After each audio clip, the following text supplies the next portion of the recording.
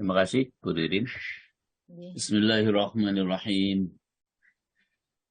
Alhamdulillahilladzi an'ama alaina bi ni'matil iman wal islam. Asyhadu an la ilaha illallah wahdahu la syarika lah. Wa asyhadu anna Muhammadan abduhu wa rasuluh. Allahumma salli wa sallim ala sayyidina Muhammad wa ala alihi wa ashabihi wa man tabi'ahum bi ihsanin ila yaumil qiyamah. Qala Allah Ta'ala fil Qur'anil Karim. Bismillahirrahmanirrahim. Ya ayyuhalladzina amanu ijtanibu katsiran minadh-dhann inna ba'dadh-dhanni ithmun wa la tajassasu wa la yaghtab ba'dukum ba'dha ayuhibbu ahadukum an ya'kula lahma akhihi maytan fakarihtumuh wattaqullah innallaha tawwabur rahim. Sadaqallahul azim wa sadaqa rasuluhul habibul karim wa nahnu ala dhalika minasy syahidin wasyakirin walhamdulillahi rabbil alamin. Amma ba'du. Al-Mukarram Ustadz Dr. Andes Kiai Haji Suparti yang saya muliakan, para Ustadz, Ustadzah, para Pak Yai, Bu Nyai yang bergabung dalam kajian online Asyifa pagi ini yang saya muliakan, para pengurus mulai dari Bunda Nafida dan seterusnya yang saya tidak bisa sebutkan satu persatu yang saya muliakan, saudaraku sekalian, Bapak Ibu, para jamaah kajian online Asyifa yang saya muliakan, alhamdulillahirabbil alamin. Kita awali dengan bersyukur kehadirat Allah Subhanahu wa taala dan semoga salawat salam tetap tersampaikan kepada junjungan kita Rasulullah Muhammad sallallahu alaihi wasallam. Para jamaah rahimakumullah, bahaya lidah yang ke-15 adalah mengumpat. Bahaya lidah yang ke-15 adalah mengumpat. Jamaah rahimakumullah, penelitian tentang mengumpat ini panjang lebar. Atau pembahasan tentang mengumpat ini panjang lebar. Maka karena itu, bahwa Allah Subhanahu wa ta'ala menyebutkan pertama-tama tentang tercelanya mengumpat itu.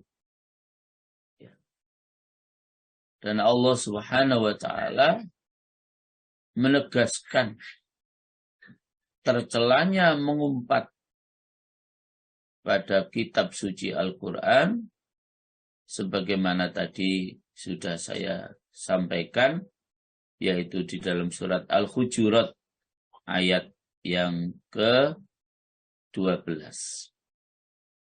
Di dalam mukadimah tadi sudah saya sampaikan dan sudah saya baca.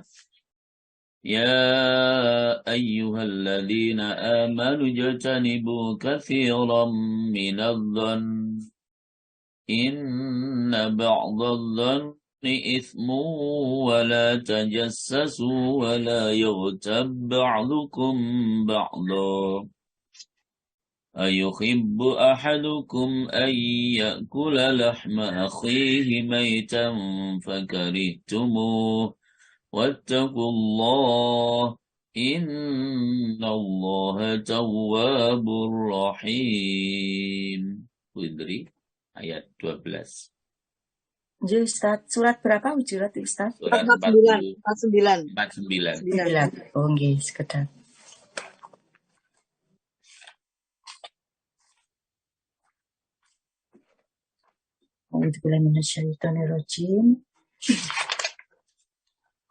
Wahai orang-orang yang beriman, jauhilah banyak dari prasangka. Sesungguhnya sebagian prasangka itu dosa. Dan janganlah kamu mencari-cari kesalahan orang lain. Dan janganlah ada di antara kamu yang menggunjing sebagian yang lain.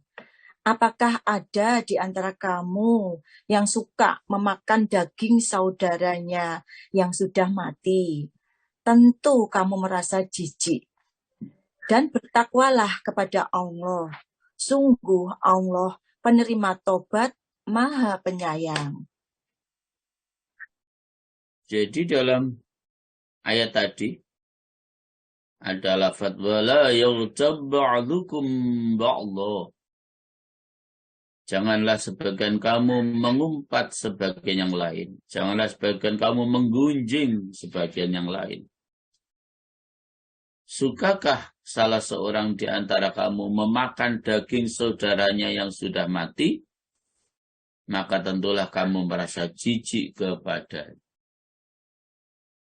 Bapak Ibu rahmatullah. Betapa mengerikan dosa karena menggunjing, dosa karena mengumpat. Sama dengan kita memakan daging bangkai saudara kita sendiri. Ya, Masya Allah. Dan Allah sudah mengatakan, fakarihtumu, pasti kita akan merasa jijik untuk memakan bangkai saudara kita sendiri. Artinya para jamaah, itu menjadi sebuah analog bahwa dosa menggunjing, dosa mengumpat itu sangat berat. Sangat berat. Oleh karena itu, hadis yang diriwayatkan oleh Imam Muslim dari hadis Abu Hurairah radhiyallahu an, Rasulullah sallallahu alaihi wasallam pun kemudian beliau bersabda, kullul muslim 'alal muslim haramun damuhu wa maluhu wa 'irduhu. Setiap muslim atas muslim yang lain itu haram darahnya, hartanya, dan kehormatan. Mengumpat atau menggunjing itu para jamaah adalah menyinggung kehormatan seseorang. Padahal dalam hadis sahih ini jelas Rasulullah mengatakan sesama muslim itu haram darahnya, haram hartanya, haram kehormatannya. Sementara mengumpat atau menggunjing itu adalah menyinggung kehormatan seseorang. Ya. Dan Allah Subhanahu wa taala telah mengumpulkan di antara kehormatan dan harta serta darah. Itu juga semuanya diharamkan oleh Allah. Jamaah rahmatullah.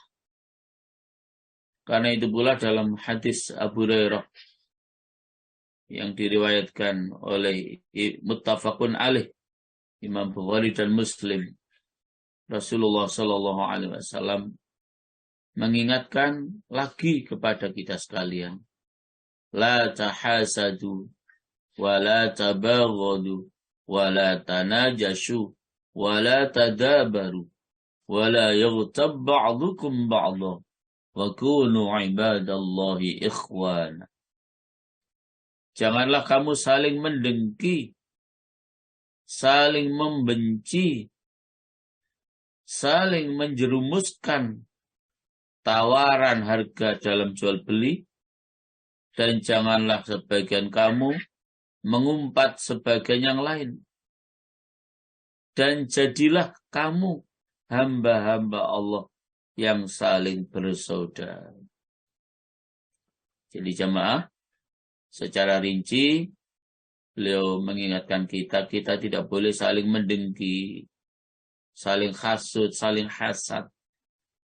Kita tidak boleh tabaghadu, saling membenci. Kita juga tidak boleh menjerumuskan tawaran harga dalam jual beli. Kita juga tidak boleh menggunjing yang satu dengan yang lain.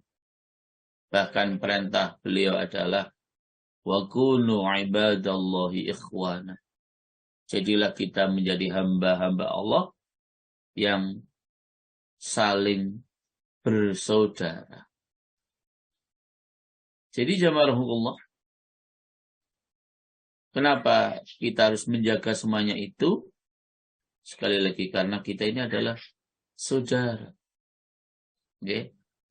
Saudara sesama manusia, siapapun mereka, bahkan saudara sesama mukmin, saudara sesama muslim secara khusus.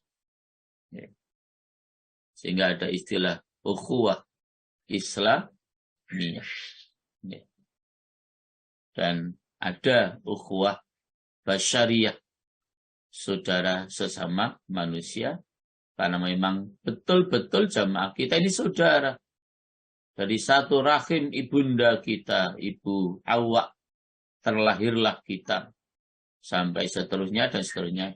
Sesungguhnya kita ini adalah saudara.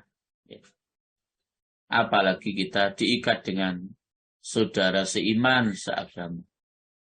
Apalagi kita diikat dengan persaudaraan sesama mukmin, sesama muslim. Itu lebih kuat lagi para jamaah ikatan.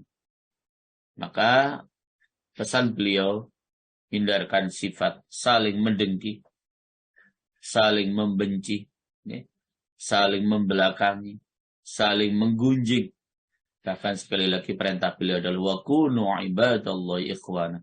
Jadilah kita hamba-hamba yang bersaudara.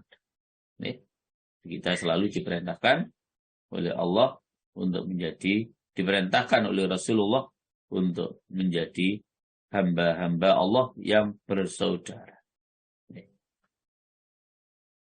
Ada sebuah hadis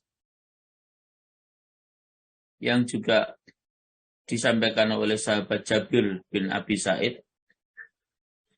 Rasulullah SAW bersabda, "Iyyakum wal ghibah, fa innal ghibata asyaddu minaz zina, fa inna rajula qad yazni wa yatubu, fa yatubu Allah subhanahu alaihi, wa inna sahibal ghibati la yughfaru lahu hatta yaghfira lahu sahibah."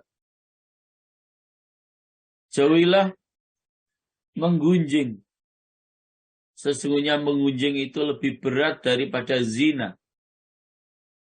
Sesungguhnya seseorang kadang berzina dan bertaubat, lalu Allah yang Maha Suci menerima taubatnya.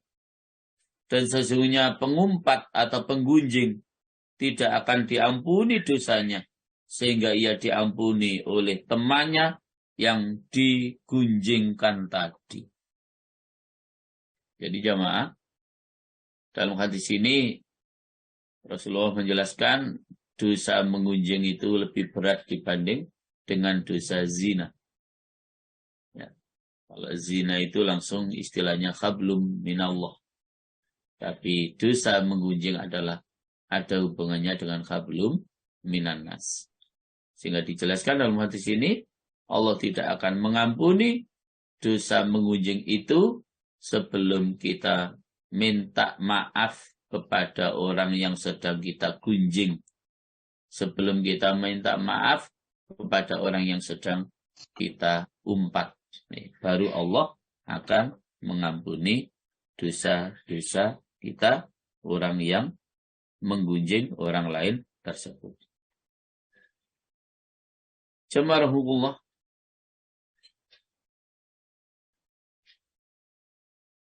Anas berkata, Rasulullah Shallallahu Alaihi Wasallam bersabda, "Marartu lailata usriya bi ala aqwamin yakhmishuna wujuhahum bi adhafirihim.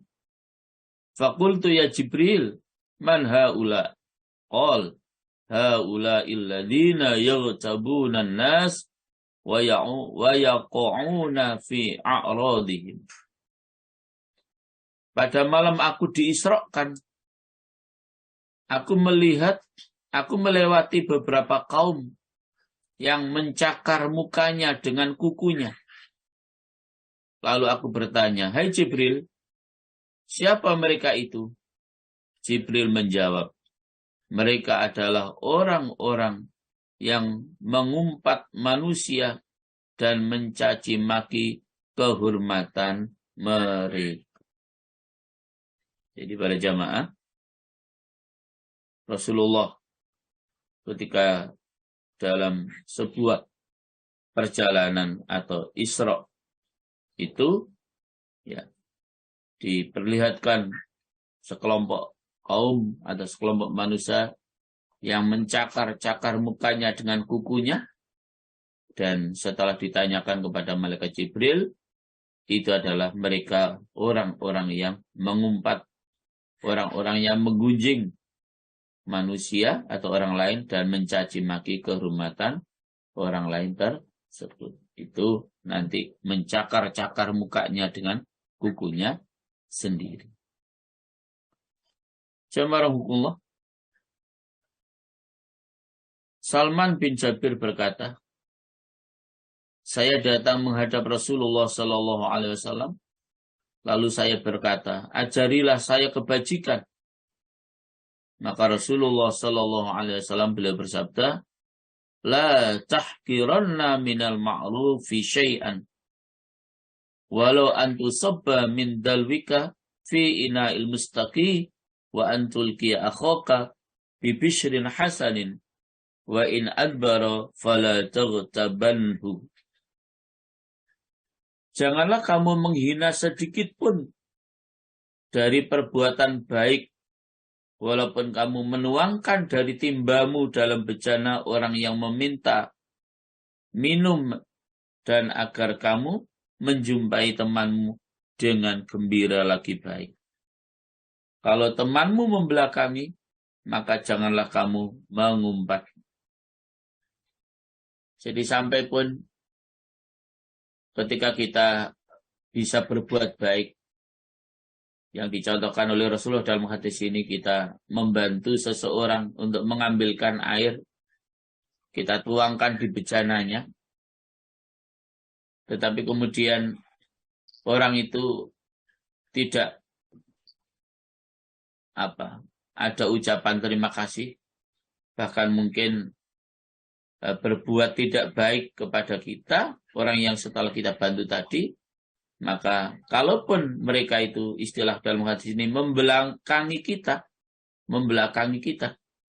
atau berbuat tidak baik kepada kita yang kita tadi sudah menolongnya itu, maka tetap saja para jamaah kita tidak boleh mengumpat orang tersebut, tidak boleh menggunjing orang tersebut. Jadi kalau bahasa kita, lah iya, mari tak bantu dengan saya ambilkan air, kok tahu-tahu orang itu begitu, oh memang dia ini dan seterusnya. Jadi sampai kepada kita membantu mereka, menolong mereka dalam kebaikan, tetapi kemudian mereka membelakangi kita para jamaah, kita pun tetap dilarang untuk mengumpatnya. Kita pun tetap dilarang untuk menggunjing. Para jamaah hukumullah, itulah beberapa hadis yang bisa kita jadikan acuan agar kita mampu menjaga lidah kita dari ucapan-ucapan yang menyebabkan orang itu menjadi marah, dan orang itu memang tidak ada di hadapan kita, alias saat itu kita sedang menggunjing. Alias saat itu kita sedang menggunjing. Sahabat Jabir radhiyallahu anhu berkata, kami berada bersama Rasulullah Sallallahu Alaihi Wasallam dalam suatu perjalanan. Lalu beliau datang kepada dua pekuburan yang kedua pemiliknya sedang disiksa oleh Allah. Maka beliau Sallallahu Alaihi Wasallam kemudian bersabda, innahuma yu'adzibani wa ma yu'adzibani fi kabir, amma ahaduhuma fakana ya'tanun nas wa ammal akharu fakana la yastanzihu min bauli. Sesungguhnya kedua penghuni kuburan itu disiksa, dan keduanya disiksa bukan karena dosa besar, Adapun salah seorang dari keduanya, maka ia mengumpat manusia. Adapun yang lain, maka ia tidak membersihkan dari kencingnya. Jadi disiksa dalam kuburnya karena mengumpat, dan disiksa dalam kuburnya karena kita kurang mampu menjaga najisnya air kencing kita. Oke. Jadi hati-hati dengan najisnya air kencing kita yang mengenai pakaian kita, mengenai badan kita, yang kemudian itu menjadi najis saat kita sedang beribadah kepada Allah, itu menjadi sebab nanti kita akan mendapatkan siksa kubur. Nah, setelah beliau menjelaskan terjadinya siksa kubur terhadap dua orang yang ada di dua makam itu, karena dua sebab tadi, karena mengunjing dan karena kurang mampu menjaga kebersihan atau kesucian dari najisnya air kencing, lalu beliau meminta satu pelepah kurma yang masih basah atau dua pelepah kurma yang masih basah, lalu beliau membelahnya, kemudian menyuruh seseorang untuk menancapkan masing-masing belahan atas pekuburan, dan kemudian beliau bersabda, amma annahu sayuhawwanu min adabihima ma kanata ruhbataini aw ma lam yaibasa. Ingatlah bahwa diringankan siksa kedua orang itu selama kedua pelepah itu masih basah atau selama dua pelepah itu belum kering. Diringankan siksa kuburnya oleh Allah dengan perantaraan beliau menancapkan pelepah kurma itu di atas pekuburan dua orang yang sedang disiksa dalam kuburnya tadi. Bapak Ibu rahimakumullah, sahabat Qatadah berkata, disebutkan kepada kami bahwa siksa kubur itu ada 3/3, yaitu sepertiga dari mengumpat, sepertiga dari mengadu domba, dan sepertiga itu dari kencing tadi yang kita kurang mampu menjaga najis daripada air kencing. Jadi siksa kubur itu, kata sahabat Qatadah, 3/3. Sepertiga yang pertama karena menggunjing, sepertiga yang kedua karena suka mengadu domba, dan sepertiga yang ketiga karena kita tidak mampu menjaga najisnya air kencing. Oleh sebab itu, para jamaah, dari Mujahid bahwa ia berkata mengenai firman Allah Subhanahu wa taala di dalam surat Al-Humazah ayat yang pertama itu, wailul likulli humazatil lumazah, celaka bagi setiap pengumpat lagi pencela. Jadi celakalah bagi setiap pengumpat lagi pencela. Al-Humazah itu jamaah adalah pencela manusia. Dan al-humazah itu jamaah yang memakan daging manusia karena mengumpat. Oke. Jadi pencela manusia dan al-humazah itu berarti memakan daging manusia karena mengumpat. Karena menggunjing. Karena para jamaah hukum. Penjelasan arti mengumpat dan batas-batasnya. Ketahuilah para jamaah bahwa batas mengumpat adalah bahwa kita menyebut saudara-saudara kita tentang apa yang tidak disukainya. jikalau apa yang kita sebutkan tadi itu sampai kepada mereka. Baik kita sebutkan kekurangan pada badannya, atau kekurangan pada keturunannya, atau kekurangan pada akhlaknya, atau perbuatannya, atau perkataannya, ya, atau agamanya, atau dunianya, bahkan sampai kepada persoalan pakaiannya, persoalan rumahnya, dan kendaraannya. Jadi objek yang menyebabkan kita terjerumus dalam mengumpat, dalam menggunjing itu sangat banyak. Okay. Jadi kita berbicara tentang keturunan mereka. Misalnya, oh itu ayahnya kan rakyat jelata itu. Ya. Oh itu ayahnya orang fasik, orang hina, atau tukang jahit sandal, ya. Dan lain sebagainya. Ya. Itu adalah menjadi objek hinaan atau objek mengumpat karena dari sebab keturunan. Ya. Mungkin kita katakan bahwa ayahnya tukang sampah dan lain sebagainya, tukang jahit sepatu dan lain sebagainya. Itu soal keturunannya. Soal akhlaknya,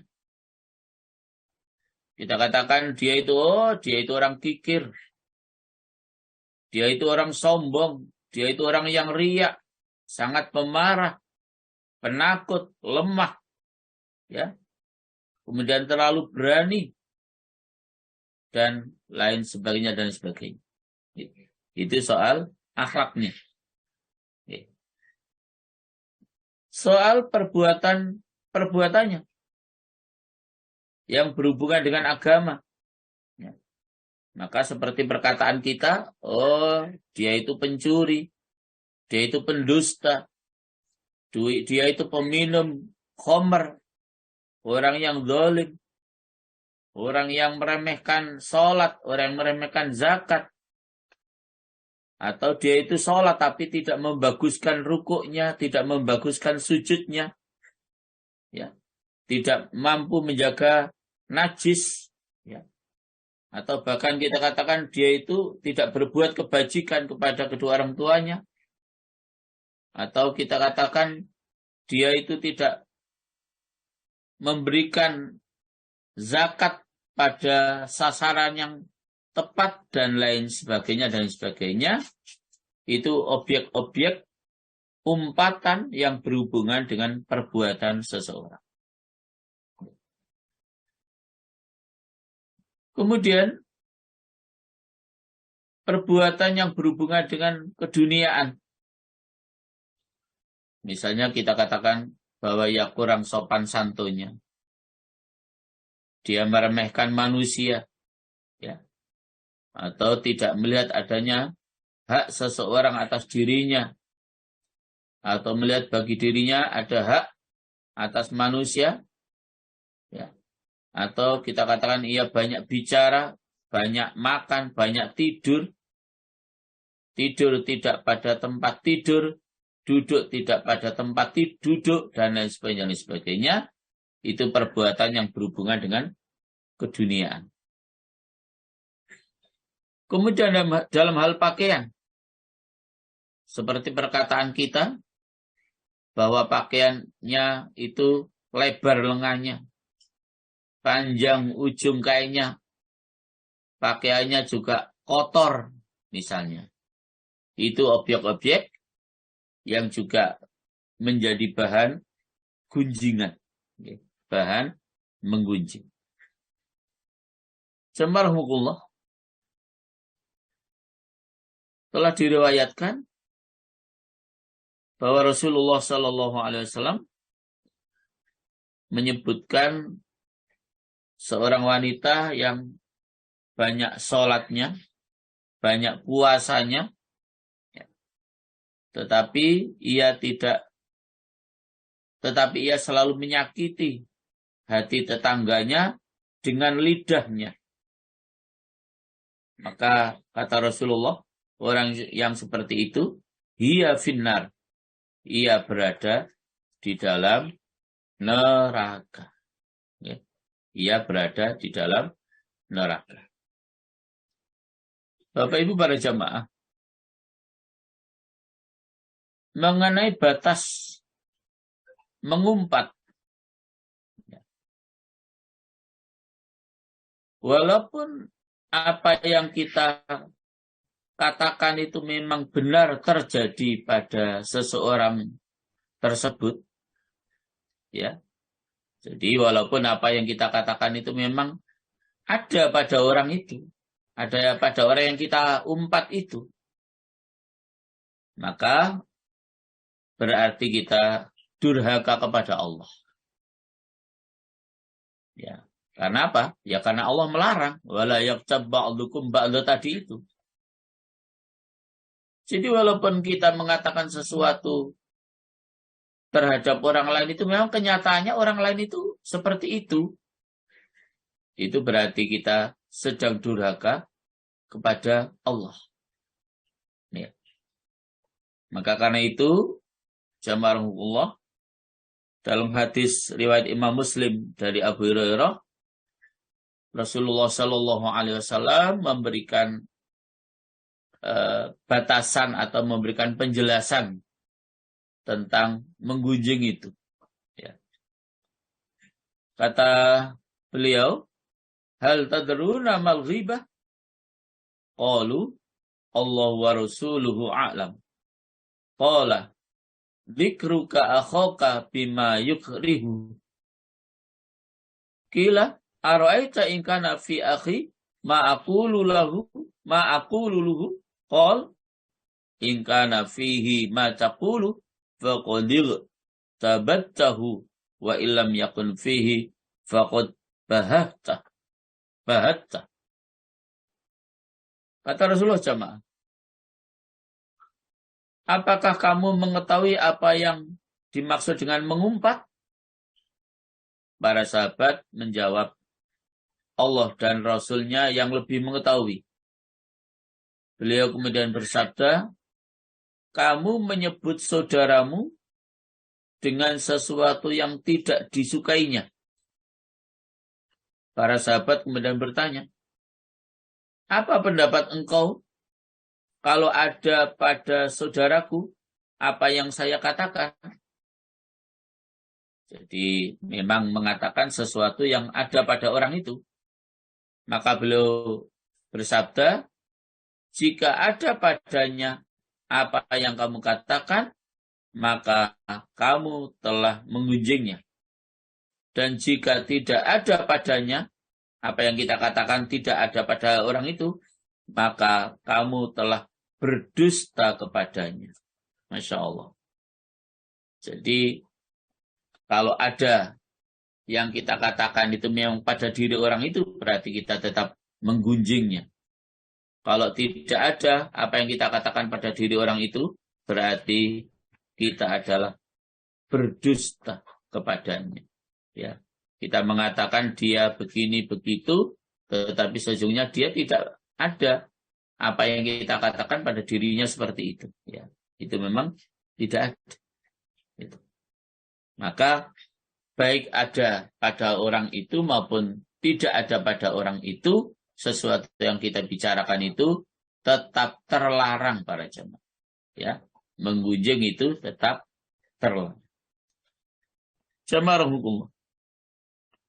Dari Hudzaifah, dari Aisyah radhiyallahu anha, bahwa Aisyah menyebut di sisi Rasulullah SAW seorang wanita. Lalu ia berkata bahwa wanita itu pendek. Maka Rasulullah SAW bersabda, "Irtabtaha." Kamu telah menggunjingnya. Masya Allah. Jadi sekedar kita bilang, orang itu loh pendek. Ya. Kita saat itu sudah menggunjingnya. Jadi Aisyah mengatakan ada wanita yang lewat, dibilang wanita itu kok pendek ya, langsung ditegur oleh Rasulullah, "Ightabtaha, kamu telah menggunjingnya, kamu telah mengumpatnya wanita itu." Dan itu adalah salah satu daripada bentuk-bentuk kita mengumpat seseorang. Sampai menyebut orangnya pendek, orangnya gemuk misalnya, orangnya kurus, yang jika itu semua kita sampaikan kepada orang yang bersangkutan itu, pasti dia akan menjadi marah. Ya. Pasti dia akan menjadi marah.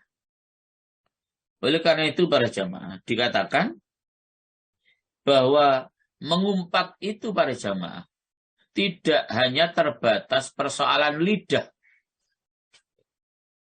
Jadi mengumpat itu tidak hanya terbatas atas lidah.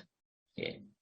Seperti tadi, ya memang tentu mengumpat itu lewat lidah, tapi objeknya itu adalah tadi Siti Aisyah mengatakan wanita itu pendek. Nah, itu saja Rasulullah sudah melarangnya. Ya. Jadi mengatakan wanita itu misalnya gemuk dan lain sebagainya Ya. Maka para jamaah, sebuah tuntunan dari Rasulullah Sallallahu Alaihi Wasallam, ya, apabila kita tidak menyukai sesuatu dari manusia, ini tuntunannya, ya. Apabila kita tidak menyukai sesuatu dari manusia, maka beliau bersabda, "Ma balu aqwamin yaf'aluna kada wa kada."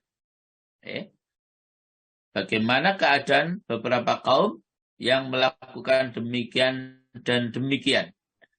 Ini hadis riwayat daripada Abu Dawud, ini dari hadis Aisyah. Jadi para jamaah, bagaimana keadaan beberapa kaum yang melakukan demikian dan demikian. Artinya tidak langsung menyebutkan tentang kejelekannya secara spesifik.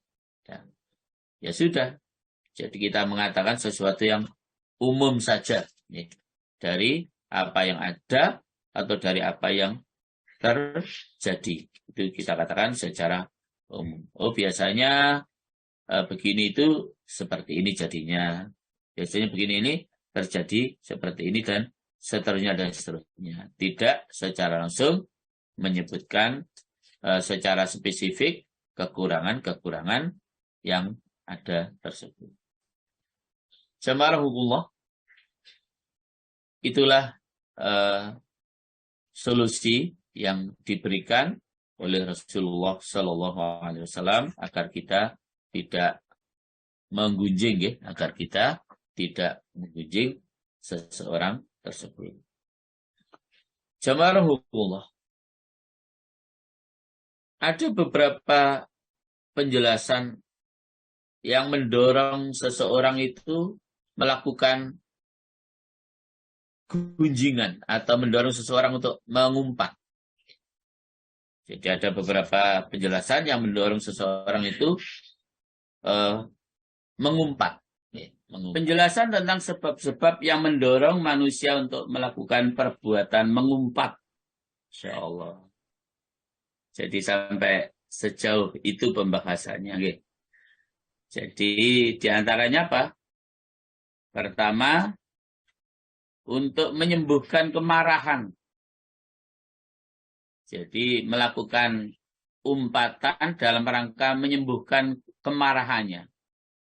Jadi dengan bercerita tentang seseorang, kejelekannya ini, itu, dan seterusnya, akhirnya marahnya menjadi hilang. Karena sudah plong istilahnya. Begitu. Sudah dikeluarkan semua apa yang ada di dalam pikirannya, sehingga kemarahannya menjadi sembuh, menjadi hilang dengan menceritakan aib seseorang, menjelek-jelekan orang lain, dan lain sebagainya. Akhirnya merasa sudah plong tadi itu, sudah lega, karena sudah cerita kejelekan seseorang. Sehingga itu juga menjadi sumber timbulnya umpatan atau mengumpat. Menjadi sumber pendorong kita melakukan mengumpat tadi itu, mengunjing tadi itu. Yang pertama. Yang kedua, alasan menyesuaikan teman-teman. Jadi kalau lagi sedang berkumpul dalam satu majelis, ya, kemudian sebagian temannya itu sedang menggunjing seseorang, kalau kita diam kok ketok gak patah enak, ya. Akhirnya ikut ngerumpi, ya. Istilahnya menyesuaikan dengan teman-temannya. Teman-temannya sedang menggunjing seseorang kok kita diam saja. Titik-titik lah ikut bumbui istilahnya. Akhirnya kita juga masuk dalam gunjingan itu, dalam mengumpat itu. Itu karena sebenarnya niatnya hanya biar bisa menyesuaikan teman-teman yang saat itu sedang berbicara. Ya, jadi pendorong untuk melakukan umpatan itu karena kita bersikap menyesuaikan dengan teman-teman. Sehingga kita biar tidak dicela kok alim dewe nggak ngomong apa-apa dan lain sebagainya, sehingga kita ikut nimbrung lah begitu ya. Itu dalam rangka menyesuaikan teman-teman biar kita dianggap orang yang bersikap yang baik kepada teman-teman atau kepada sahabat-sahabat kita yang sedang ngobrol tadi itu. Gitu.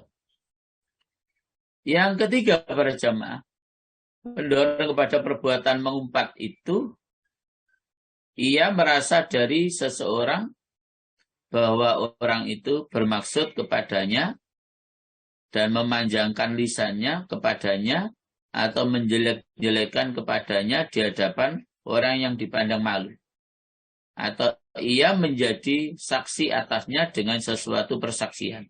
Maka ia bersegera sebelum orang itu menjelek-jelekan keadaannya dan mencela pada dirinya agar kesan persaksiannya gugur, atau ia memulai dengan menyebutkan apa yang ada pada orang itu dengan benar agar ia berdusta atasnya sesudah itu.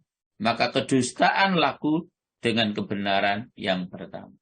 Jadi jamaah, misalnya ada orang lain mau membuka aib kita ya di hadapan orang tersebut. Nah, sebelum orang tadi membuka aib kita ngomong dulu ya untuk mencegah apa yang mau dikatakan oleh teman kita kepada kita tentang aib kita yang dia, orang teman kita tadi, mengatakan bahwa saya mendengarkan kamu begini-begini dari orang ini. Nah, sebelum orang tadi mengatakan begitu, terlebih dahulu kita cegah, kita hadang, biar orang tadi tidak menceritakan aib kita, kita hadang menceritakan aibnya orang tadi itu terlebih dahulu.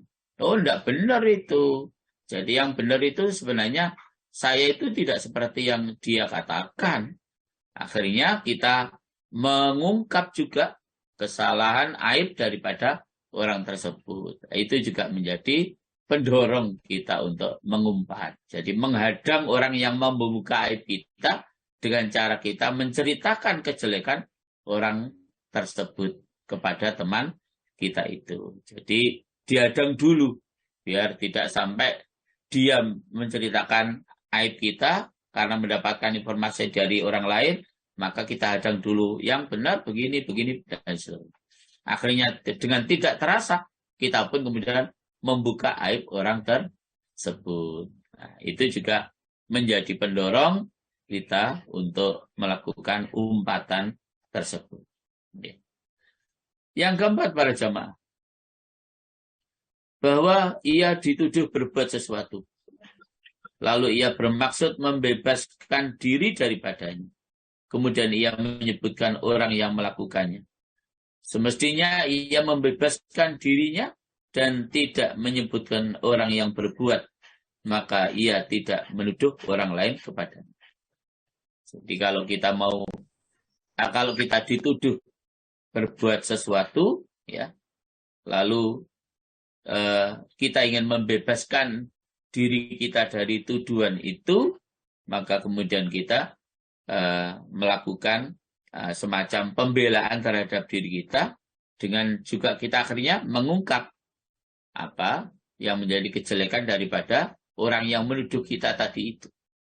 Nah, dengan kita mengungkap juga kejelekan daripada orang yang menuduh kita tadi itu, maka saat itu juga kita telah melakukan umpatan, dan itu memang mendorong kita untuk mengumpat karena kita dituduh, dan kita membela diri, dan kita membela diri. Yang berikutnya jemaah, bermaksud berbuat-buat dan membanggakan diri, yaitu bahwa ia meninggalkan dirinya dengan mengurangi orang lain. Lalu ia berkata, si fulan itu bodoh, kefahamannya itu cacat, dan perkataannya itu lemah.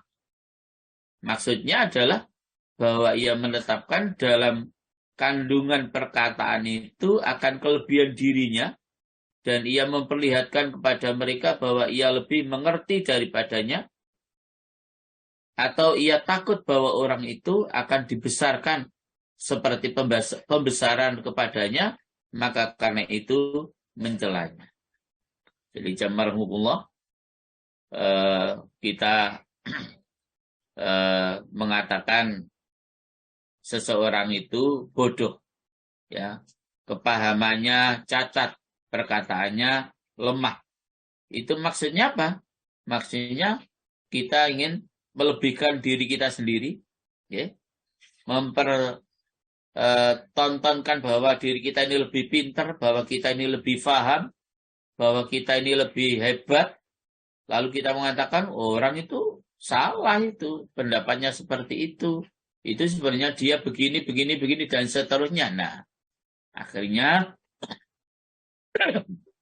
juga mendorong kita untuk berbuat yang namanya mengumpat itu. Jadi kita menunjukkan kelebihan diri kita, lalu kita mencela kekurangan orang lain, kita mencela kelemahan orang lain, kebodohan orang lain, kita menunjukkan kelebihan diri kita, kefahaman diri kita menunjukkan bahwa kita ini pinter, dan lain sebagainya. Akhirnya keluar dari lisan kita mencela orang lain yang kita anggap bodoh.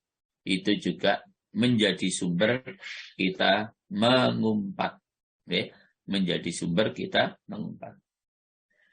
Kemudian yang keenam jemaah, yang mendorong kita melakukan umpatan itu karena dengki, ya. Jadi bahwa ia dengki kepada orang yang dipuji oleh manusia, dicintai dan dimuliakan oleh mereka.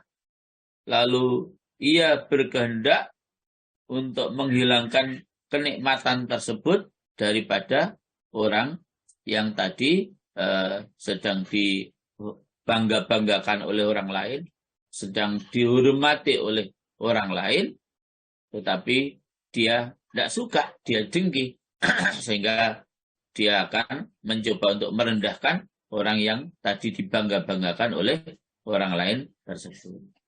Padahal jamaah, ungkapan kedengkian melalui lisan kita maupun melalui perbuatan kita itu menjadi sebab seluruh amal ibadah kita akan dihapuskan oleh Allah. Makanya Rasulullah SAW, beliau mengingatkan kita, iyyakum wal hasad, fa innal hasada ya'kulul hasanat kama ta'kulun narul hatab. Hindarkanlah sifat dengki itu, karena dengki itu dapat menghilangkan, ya, seluruh amal ibadah kita, sebagaimana hilangnya api membakar kayu bakar. Jadi sekali dengki jamaah, seluruh amal kita hilang. Makanya sudah mendapatkan dosa karena mengumpat, amal ibadah kita juga hilang karena kedengkian yang kita lakukan itu. Naudzubillah min dzalik. Maka pesan Rasulullah dalam hadis sahih tadi itu justru yang harus betul-betul kita pedomani adalah wa kunu ibadallahi ikhwana. Jadilah kalian semua hamba-hamba Allah yang bersaudara. Soal kemudian orang lain punya kekurangan, itu hal yang lumrah. Soal orang lain punya kelebihan, itu hal yang lumrah. Dan memang tidak ada para jamaah orang itu yang sempurna 100%. Karena memang kesempurnaan itu hanya milik Allah Subhanahu wa ta'ala. Mungkin kita punya kelebihan di sisi ini, tapi kita kurang di sisi ini. Mungkin kita punya kelebihan pada aspek ini, tapi kita punya kekurangan di aspek ini. Dan seterusnya, dan seterusnya. Hanya kekurangan-kekurangan kita itu para jamaah. Memang kadang-kadang kita tidak merasa. Kalau kita menilai diri kita sendiri itu kan baik-baik terus para jamaah. Makanya jamaah Allah tentu yang tahu akan kekurangan kita adalah orang lain. Istilah yang sudah terkenal itu memang kita sulit untuk bisa melihat jidat kita ini sulit. Ya. Orang lain yang bisa melihat jidat kita ini ya. Bahasa Jawanya jidak ini. Itu hanya orang lain yang bisa melihat. Kalau kita nggak bisa. Muter kemana saja tetap nggak bisa. Ya. Sulit. Kalau pakai cermin pun, ya kalaupun kelihatan tidak sempurna. Gitu. Sehingga itulah yang menyebabkan kita kadang-kadang merasa sempurna. Padahal sesungguhnya kita masih banyak kesalahan dan kekurangan yang perlu untuk saling ingat mengingatkan di antara kita, bukan saling menggunjing di antara kita. Ya, itu umumnya seluruh manusia memang seperti itu. Bahkan Rasulullah SAW dengan tegas beliau mengatakan, kullu bani Adam khatta'un wa khairul khatta'ina at-tawwabun. Seluruh anak Adam itu pernah melakukan kesalahan. Ya. Dan sebaik-baik orang yang pernah melakukan kesalahan itu adalah orang yang segera bertaubat kepada Allah Subhanahu wa ta'ala. Jadi kata Rasulullah, semua anak Adam itu pernah melakukan sebuah kesalahan. Karena itu sebaik-baik orang yang melakukan kesalahan adalah orang yang segera bertaubat kepada Allah Subhanahu wa ta'ala. Jamaah rahmatullah. Yang berikutnya yang mendorong kita untuk mengumpat itu adalah bermain, bersenda gurau, dan berbaik-baikan, dan menyucikan waktu dengan tertawa, lalu ia menyebut aib-aib orang lain dengan cara yang membuat manusia tertawa, dengan jalan menirukan, dan sumbernya adalah sombong dan bangga diri. Jadi bersenda gurau, ya, lalu menimbulkan tertawa. Bahkan saat bersenda gurau itu para jamaah, kita juga menyebutkan aib-aib orang lain, yang kemudian aib orang lain yang kita sebutkan tadi menyebabkan orang yang mendengarkan kemudian tertawa, ya, bahkan mungkin dengan jalan menirukan, dan itu terjadi pada jamaah adalah karena kesombongan dan bangga diri. Ingat para jamaah, sombong itu menyebabkan kita tidak bisa masuk surga. Karena yang berhak punya sifat sombong itu hanya Allah Subhanahu wa ta'ala. Al-kibriya'u lillah. Kesombongan itu hanya milik Allah Subhanahu wa ta'ala. Kalau manusia-manusia biasa seperti kita ini, para jamaah amat sangat tidak pantas untuk berbuat kesombongan.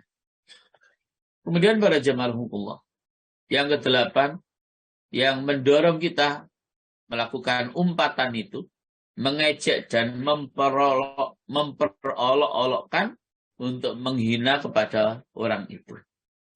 Demikian itu kadang-kadang berlaku pada waktu hadir orangnya, dan berlaku juga pada waktu tidak ada orang tersebut. Sumbernya adalah sombong dan memandang kecil kepada orang yang diperolok-olokkan. Ya, kalau ini konkret ya. Jadi mengejek dan memperolok-olokkan serta menghina orang lain. Baik itu orang yang kita olokkan, yang kita hina itu ada di hadapan kita, apalagi ketika orang yang kita hina, yang kita olokkan itu tidak ada di hadapan kita. Itu memang menjadi sumber kita melakukan yang namanya umpatan tadi itu. Okay. Jadi kita mengolok-olok orang lain karena merasa orang lain itu hina, karena merasa orang lain itu lebih rendah daripada diri kita. Itu para jamaah, di antara sekian banyak sumber-sumber yang mendorong kita untuk melakukan umpatan tersebut. Bapak Ibu para jamaah, maka dalam sebuah penjelasan Rasulullah Shallallahu Alaihi Wasallam, beliau pernah bersabda ya, bahwa kum fala'allahu minka, berdirilah, mungkin ia lebih baik daripada kamu. Jadi maksudnya ada orang yang mengatakan kepada orang lain itu jelek, maka Rasulullah mengatakan kum fala'allahu minka, berdirilah, mungkin ia lebih baik daripada kamu. Jadi jangan kita menggunjing, jangan kita ngerasani orang lain. Mungkin orang lain yang kita gunjing, orang lain yang kita umpat itu jamaah akan lebih baik daripada kita yang suka mengumpat.